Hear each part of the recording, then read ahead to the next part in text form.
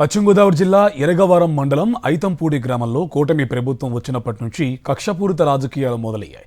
తాజాగా మరో కక్షపూరిత చర్యకు దిగారు కూటమి నేతలు. వైఎస్ఆర్సీపీ సర్పంచ్ ఉప్పులూరి లావణ్య ఇంటి ముందు స్పీడ్ బ్రేకర్లు నిర్మించి ఆ ఇంట్లో ఉన్న పిల్లలు, పెద్దలు వాహనాల శబ్దాలకు ఇబ్బందులు పడుతుంటే కూటమి ప్రభుత్వం ఆనందం పొందుతుంది. కూటమి నాయకులు అధికారంలోకి వచ్చినప్పటి నుంచి లావణ్యను, ఆమె భర్త జితేంద్రను అనేక విధాలుగా ఇబ్బందులకు గురిచేస్తున్నారు. స్టేట్ హైవేగా ఉన్న నరసాపురం నిడదవోలు రోడ్డు జితేంద్ర ఇంటి ముందు నుంచి వెళ్తుంది. సరిగ్గా ఆమె ఇంటి ముందు స్పీడ్ బ్రేకర్లు వేశారు.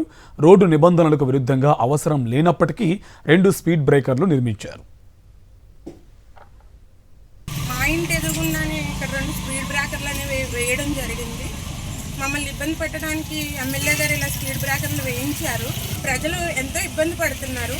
మా మీద కక్షతో ఇలా చేయడం, ప్రజలను ఇబ్బంది పెట్టడం అనేది మంచి పద్ధతి కాదండి. మేము ఆర్ఎంబీ వాళ్ళ మీద లీగల్గా వెళ్దాం